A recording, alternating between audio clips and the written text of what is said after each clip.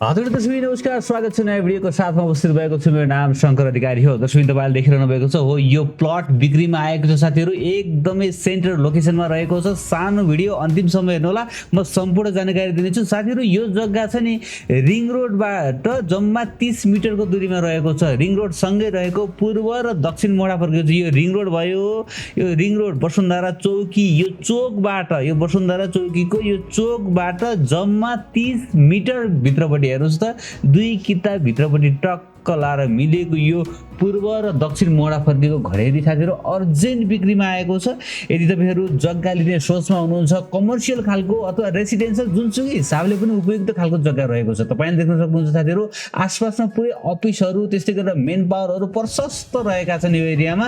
तपाईँले त्यस्तै अनुसारको बिल्डिङ तयार गरेर चाहिँ मजाले रेन्टमा पनि लगाउन सक्नुहुन्छ, आफू बस्न पनि सक्नुहुन्छ, अफिस चाहिँ यसमा राख्न पनि सक्नुहुन्छ। जुनसुकै प्रयोजनलाई पनि उपयुक्त खालको रहेको छ। बाटो पनि ढलान रहेको छ। एकपट्टि साइडमा 13 फिट र अर्कोपट्टि साइडमा 15 फिट 15.3 फिटको चाहिँ बाटो रहेको छ भने तपाईँले देख्न सक्नुहुन्छ साथीहरू। पूर्वपट्टि साइडमा चाहिँ 13 फिटे बाटो र दक्षिणपट्टि साइडमा चाहिँ 15.3 फिटको बाटो रहेको छ है।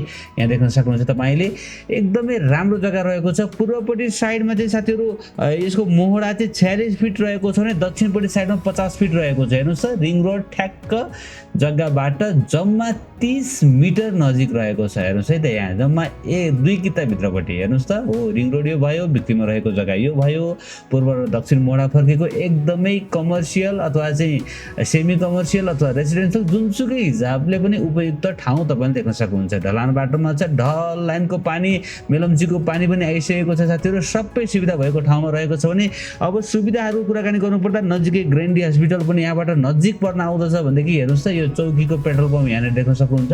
चौकीको पेट्रोल पम्पबाट जस्ट अपोजिट साइडमा तपाईँले हेर्नुभयो भनेदेखि यहाँनिर चाहिँ एउटा टोखा नगरपालिकाको एउटा गेट पनि रहेको छ र चाहिँ बिक्रीमा रहेको जग्गा यो भयो। म तपाईँलाई अहिले एकैछिनमा अझै नजिकबाट देखाउने छु। हेर्न सक्नुहुन्छ नजिकै टिचिङ, कान्ति, गङ्गालाल, ग्रिन सिटीदेखि लिएर गरेर सम्पूर्ण हस्पिटलहरू यो जग्गाबाट एकदमै नजिकमा पर्न आउँछ। अब रिङ रोडमै टाँसिएको जग्गा भन्दा पनि हुन्छ र भोलिको दिनमा यो 8 लेनको रोड हुँदै गर्दाखेरिमा एकदमै प्राइम ठाउँमा चाहिँ यो जग्गा हुनेछ। तसर्थ बेलैमा यो जग्गालाई बुक गरिहाल्नु होला। माथि तपाईँले कन्ट्याक्ट नम्बर देखिरहनु भएको छ।